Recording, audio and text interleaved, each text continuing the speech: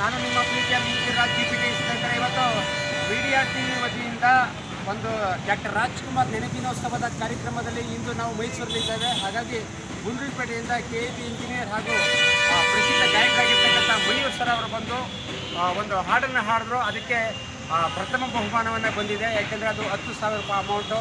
ಹಾಗಾಗಿ ಆ ಒಂದು ಪ್ರೈಸನ್ನು ಇವರು ಸ್ವೀಕಾರ ಮಾಡಲಿಲ್ಲ. ಅದೇ ಒಂದು ದೊಡ್ಡ ಗುಣ ಅಂತ ಹೇಳ್ಬೋದು. ಅದೇ ಪ್ರೈಸನ್ನು ಅನಾಥಾಶ್ರಮಕ್ಕೂ ಎಲ್ಲರೂ ಒಂದು ಪ್ರಶ್ನೆ ಕೊಟ್ಬಿಡಿ ಅಂತ ಹೇಳಿದ್ರು. ನಿಜಲ್ಲೂ ಕೂಡ ಅವರ ಗುಣವನ್ನು ನಾನು ಮೆಚ್ಚತಕ್ಕಂಥದ್ದು. ಸರ್, ಒಂದು ಮೆಮೆಂಟೋ ಮಟ್ಟದೆಲ್ಲ ಬಂದಿದೆ ಮತ್ತು 10,000 ರೂಪಾಯಿ ಅಮೌಂಟು ಕೂಡ ಬಂದಿದೆ ಈ ಹಾಡಿಗೆ, ನಿಮ್ಮ ಹಾಡಿಗೆ ಏನು ಹೇಳೋಕ್ಕೆ ಇಷ್ಟಪಡ್ತೀನಿ? ಅದನ್ನು ಇವತ್ತು 97 ಇಸ್ವಿ ನಮ್ಮ ಅಣ್ಣವರು ಬರ್ತಾರೆ. ಇವತ್ತು ಬರ್ತಿದೆ ದೀಕ್ಷನು ಎಲ್ಲ ಥರ ಇದು ಮಾಡ್ತಿದ್ವಿ, ಆಚರಣೆ ಮಾಡ್ತಿದ್ವಿ. ಇದು ಯೋಚನೆ ಮಾಡೋ ಹಬ್ಬ ಥರ ಮಾಡ್ತೀವಿ. ನಾವು ಚಾಮರಾಜನಗರ ಜಿಲ್ಲೆಯಲ್ಲಿ ಇವತ್ತು ಚಾಮರಾಜನಗರ ಗ್ರ್ಯಾಂಡ್ ಹಬ್ಬ ಮಾಡ್ತಿದ್ದೀವಿ.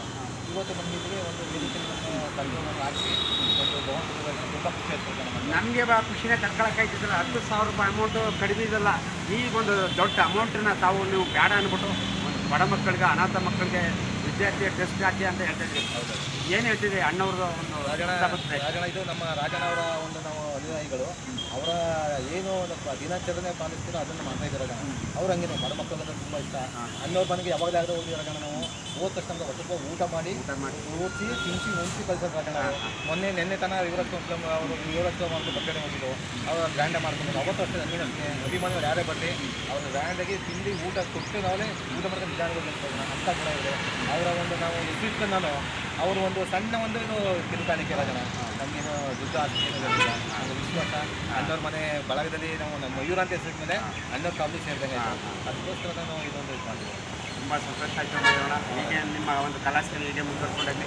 ನೋಡ್ರಿ ಸ್ನೇಹಿತರೆ, ಇವತ್ತು ಮೈಸೂರಿನ ನಾದಬ್ರಹ್ಮ ಒಂದು ಸೇವಾ ಸಭಾಭವನಿಗೆ ಬಂದು ಇಲ್ಲಿ ಹಾಡನ್ನು ಹಾಡಿ ಜನಗಳೆಲ್ಲ ಮನರಂಜಿಸಿ ಭಾಳ ಅತ್ಯುತ್ತಮವಾಗಿ ಒಂದು ಮೆಮೆಂಟೋ ಮತ್ತು ಪ್ರಮಾಣ ಪತ್ರವನ್ನು ಇಸ್ಕೊಂಡಿದ್ದಾರೆ.